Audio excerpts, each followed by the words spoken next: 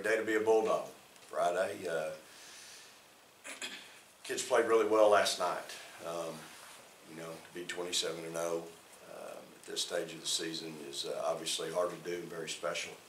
We're certainly giving God the glory for that, but we've got obviously a long road in front of us. I know everybody wants to talk about where we are, what we've done to this date, but for these kids and for this program where we are right now is we got a lot of unfinished business. That's our focus. Next one up is Texas A&M on Sunday, and they're obviously extremely talented, scoring a lot of points. Very, very difficult to defend, and so we'll hopefully have 2 good days of prep. We better, because if we don't, they'll beat us. And so they've got our undivided attention. Really proud of how we played last night at Vanderbilt. Really thought we came out with an edge early, established ourselves defensively and offensively, more offensively probably than defensively. As the game wore on, I thought we became more consistent defensively. Turned them over 26 times, so that's always a good remedy and a good equation for us to win. And they shot it at a really high percentage, which is concerning. But to only give up 50 points, turn somebody over 26 times is obviously those are some good stats for us. I think we had 16 steals, 13 steals, 16 steals, and Rowe had 5 and Jazz had 5. So Rowe continues to lead us in steals and is doing a good job there. So we're on to the next one, and again, we've got to get ready for a really, really talented, well-coached Texas A&M ball club. Maybe in the little back of his head that there might be a special significance that it's against Texas A&M. I mean, yeah, but at the end of the day, when the lights come on, that's not what we're thinking about. We're thinking about just another game and how we have to execute and do the things we've been doing all year. Morgan, kind of the same question. Get any sense of special significance for Coach Schaefer, for you guys, that it's against Texas A&M, given you guys probably know how much that place means to him and how much Coach Blair means to him? Yeah, of course. I mean, he's been there for a long time before coming here, so of course it's in the back of his head, but when we go play, it really doesn't matter. We just got to go out there and execute and do the things we do. And, I mean, whatever happens, you know, hope we come on top and, you know, then he can celebrate, like, yeah, that moment. He deserves it.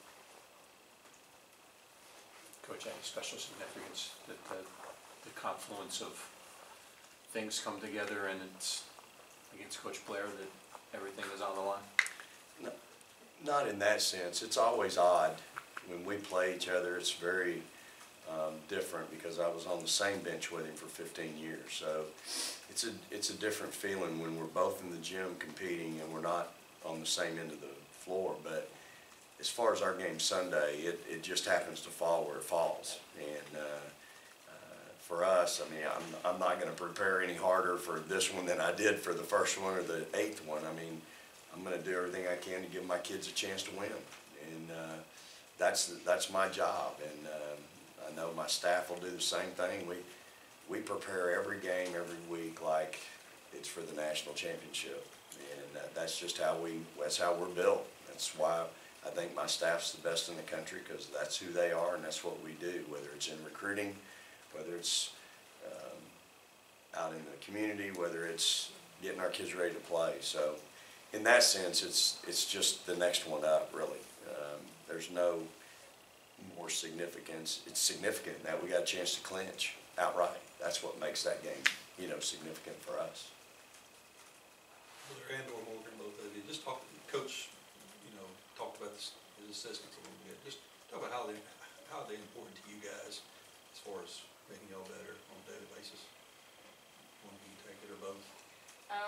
Our assistants are just great at what they do. They are very consistent day in and day out. They come in every day, expect the same of us every single day.